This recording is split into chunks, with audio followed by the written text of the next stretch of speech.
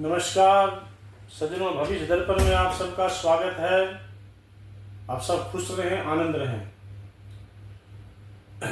2082 संवत हम सब के लिए अच्छा हो। हम लोग का जो सनातन हिंदू वर्ष है, सबका जीवन में नया कल्याण लाए और हम खुश रहें।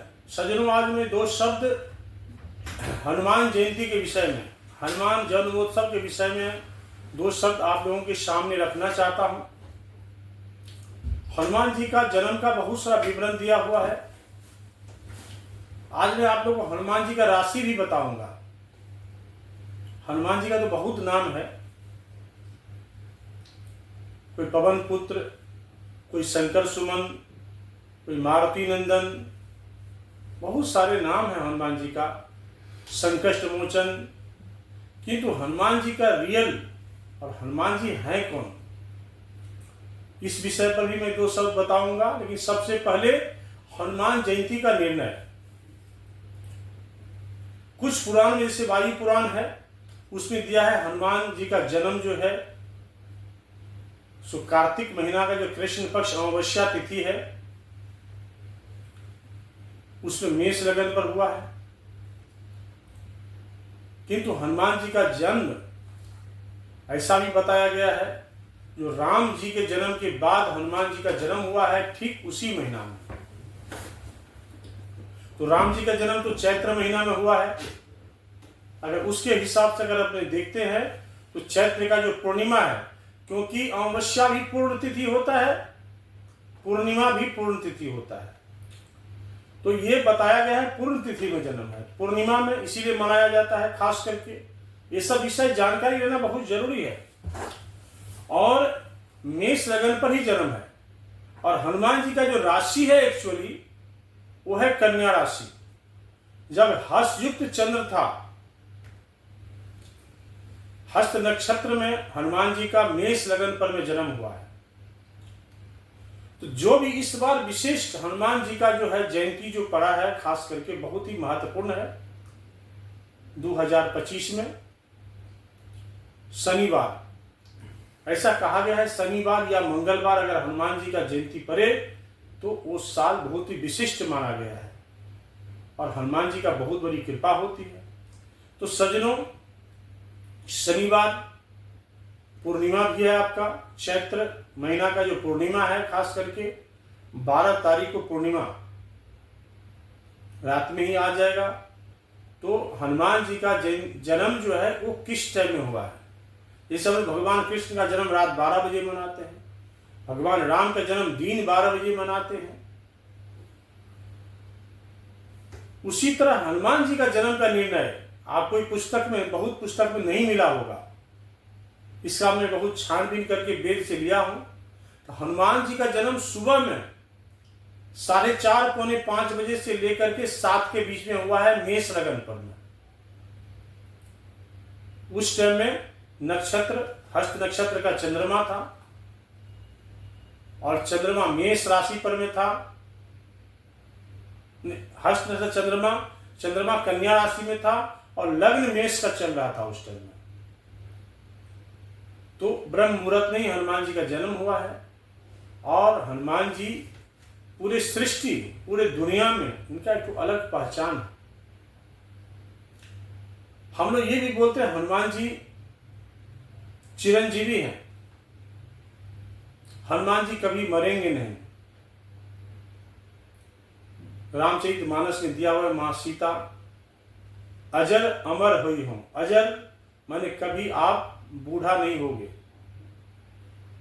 आपका शरीर जर्जर नहीं होगा। अमर माने आप कभी मरोगे नहीं। तो हनुमान जी का जय मां सीता का आशीर्वाद मिला हुआ है। और दूसरा, अगर आधुनिक दृष्टि से अगर देखा जाए तो हनुमान जी का पूर्ण जो नाम है, इनको पवन पुत्र बोला गया है। पवन का मतलब क्या होता है? हवा। पौष शब्द जो है वो कन्या राशि से आता है, पहला हस्त नक्षत्र से। तो ऑलरेडी पवन के पुत्र ही पवन, माने हनुमान जी जो है ऑलरेडी पवन है। पवन माने हवा। अगर हनुमान जी नहीं रहे, हवा इस दुनिया में ना रहे, तो हम लोग बचेंगे नहीं रहे, हवा इस दुनिया में ना रहे, तो हम लोग बचेंगे, पूरा सृष्टि खत्म हो जाएगा। हनुमान जी का तो पता नहीं, लेकिन हम लोग तो बचेंगे नहीं। हम लोग जितना बार श्वास लेते हैं, छोड़ते हैं, पवन लेते हैं और एक पवन को छोड़ते हैं, तो हमारे लिए हनुमान जी कितना महत्वपूर्ण है। तो हम सबको यही आग्रह करूंगा, आप सभी हनुमान जयंती, जितने सनातन धर्मी हैं, सभी को हनुमान जयंती पूरा सुख पूर्वक मनाइए। सब अपने अपने घर में भी पूजा करिए, और आसपास जहां मंदिर हो, नजदीक जो प्रतिष्ठित हनुमान जी का जहां पर पूजा होता हो, वहां जाकर के उस दिन दर्शन करने का, और खास करके ब्रह्म मुहूर्त में दर्शन करने का अलग ही मजा है, जिस टाइम हनुमान जी का जन्म हुआ हो। तो सज्जनों, आप सभी हनुमान जयंती अपने अपने घर में भी मनाएं, हनुमान जी को भोग लगाएं, हनुमान जी को नारियल से बहुत प्रसन्न होते हैं हनुमान जी। और दूसरा पायस, गुड़ का पायस, नारियल और पायस हनुमान जी के लिए सबसे प्रधान प्रसाद है।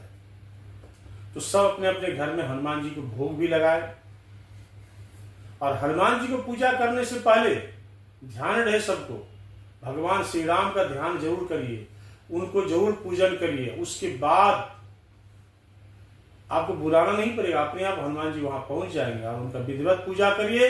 आपका पूरा वर्ष, उस दिन आप संकष्ट कटे मिटे सब पीरा, जो सुमिरत हनुमत बलबीरा, इस मंत्र से आप 11 हनुमान चालीसा का पाठ तो मिनिमम 5 तो जरूर करिए। पहले 5 बार जय श्री राम, उसके बाद संकष्ट कटे मिटे सब पीरा, जो सुमिरत हनुमत बलबीरा, फिर हनुमान चालीसा पाठ। अगर जिसके घर में रोग व्याधि से परेशान हो, उस दिन हनुमान जयंती के दिन 108 पाठ अगर संपुट लगा के, नासा रोग हरे सब पीरा, जपत निरंतर हनुमत बीरा, निश्चित रोग से मुक्ति मिले। जिस टाइप का जिसका प्रॉब्लम हो, हनुमान जी हर समस्या का समाधान हनुमान जी के माध्यम से निकाला जा सकता है। तो कृपा करके मैं सब उनका लाभ उठाइए और हनुमान जी का विधिवत पूजन करिए।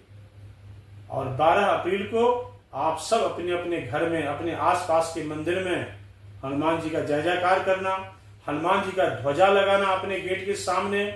अगर हनुमान जी का ध्वजा आप अपने सिंह द्वार में लगाते हैं, कोई भी निगेटिव एनर्जी, कोई भी दोष, कोई भी भूत प्रेत बाधा, किसी भी तरह का बाधा हो, वो सब दूर होगा।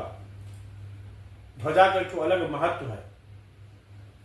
तो सज्जनों, मैं ज्यादा नहीं कुछ बोलना चाहता हूं, सिंपल आप लोग सब अपने अपने घर में हनुमान जयंती विधिवत मनाएं, और आगे जाकर के हनुमान जी का कृपा बनेगा, सब ठीक ठाक होगा। हनुमान जी तो ध्यान मात्र से, चिंतन करने के मात्र से हनुमान जी वहां पहुंच जाते हैं। तो पवन है, पवन मीन्स हवा, और हवा सब जगह सब टाइम विद्यमान रहता है।